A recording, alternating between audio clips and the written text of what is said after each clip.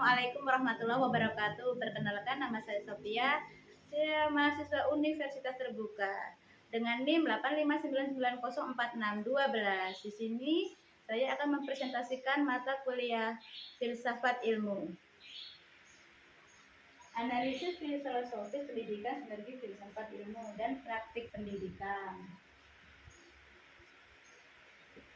Filsafat ilmu jadi kompas untuk praktik pendidikan. Praktik pendidikan tanpa filsafat ilmu seperti ilmu gampang kehilangan arah. Contohnya guru mengajar cuma mengejar target nilai, tetapi lupa tanya pendidikan dan tujuannya membentuk manusia seperti apa.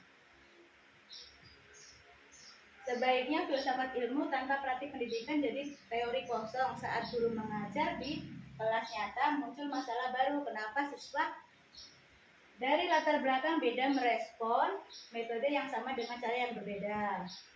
Guru menerapkan metode diskusi di kelas. Filsafat ilmu bertanya, ontologi, apakah siswa diposisikan sebagai subjek berpikir? Epistemologi, apakah pengetahuan yang dibangun benar-benar hasil dari konstruksi siswa? Dan aksiologi, apakah metode ini adil untuk siswa yang pemalu? Dasar filosofi ilmu pendidikan. Yang pertama yaitu ontologi. Ontologi hakikatnya apa? Membahas tentang apa itu pendidikan manusia dan belajar untuk diri sendiri. Yang kedua yaitu epistemologi, gimana cara tahu itu benar. Membahas tentang cara mendapatkan pengetahuan yang benar dan dalam pendidikan.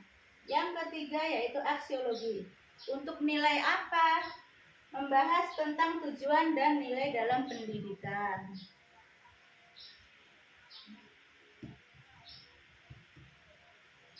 Landasan konseptual. Landasan konseptual itu dibagi menjadi dua, yaitu filsafat ilmu, sebuah cabang filsafat yang melakukan telaah kritis terhadap landasan struktur dan keabsahan ilmu pengetahuan untuk mencapai kebenaran hakiki. Yang kedua, ilmu pendidikan, sistematis praktis pendidikan, pembimbingan manusia melalui teori dan eksperimen guna mengembangkan potensi individu secara optimal dan terukur. Peran filsafat ilmu dalam ilmu pendidikan. Yang pertama yaitu eksistensi, menjaga hakikat pendidikan agar tidak menyimpang dari tujuan luhur memanusiakan manusia. Yang kedua yaitu keilmiahan, memastikan setiap metodologi teori pendidikan divalidasi melalui kerangka berpikir ilmiah yang ketat. Yang ketiga yaitu nilai-nilai, mendasari etika dan moralitas dalam setiap interaksi edukatif antara pendidikan dan peserta didik. Yang selanjutnya yaitu pendidikan memperkuat filsafat. Yang pertama yaitu laboratorium hidup. Praktik pendidikan menyediakan data empiris bagi filsafat untuk melakukan refleksi mendalam. Yang kedua, dinamika lapangan. Masalah pendidikan yang muncul menjadi stimulasi bagi perkembangan prinsip filsafat ilmu baru. Dan yang terakhir yaitu evaluasi teori, keberhasilan praktik pendidikan. Yang selanjutnya yaitu evolusi teori, keberhasilan praktik pendidikan membuktikan keabsahan asumsi-asumsi filosofis yang telah dirumuskan sebenarnya. Yang selanjutnya yaitu pisau analisis pendidikan, bedah strategi melalui ontologi, epistemologi, dan aksiologi. Yang pertama, dimensi analisis filosofis. Dimensi analisis filosofis itu terbagi menjadi tiga, yaitu ontologi, epistemologi, dan aksiologi. Ontologi yaitu menganalisis hakikat objek, siapa manusia yang akan dididik. Epistemologi menganalisis cara metode bagaimana pengetahuan disusun. Dan yang aksiologi menganalisis nilai untuk tujuan apa ilmu pendidikan diterapkan.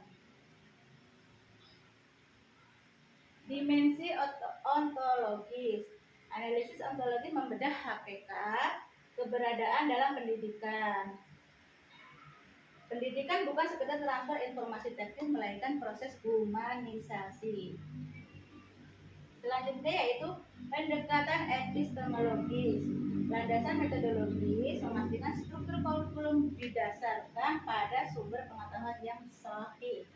Validasi kebenaran menguji efektivitas metode pembelajaran seperti untuk memastikan proses transfer ilmu. Landasan aksiologis. Pendidikan berbasis nilai ilmu filsafat memastikan bahwa setiap kemajuan teknologi pendidikan tetap berpijak pada moralitas. Implementasi strategis terbagi menjadi 3, yaitu area praktik, landasan filosofis, dan hasil implementasi. Area praktik itu memasuki kebijakan makro, aksiologi, keadilan, dan pemerataan akses pendidikan bagi seluruh lapisan masyarakat.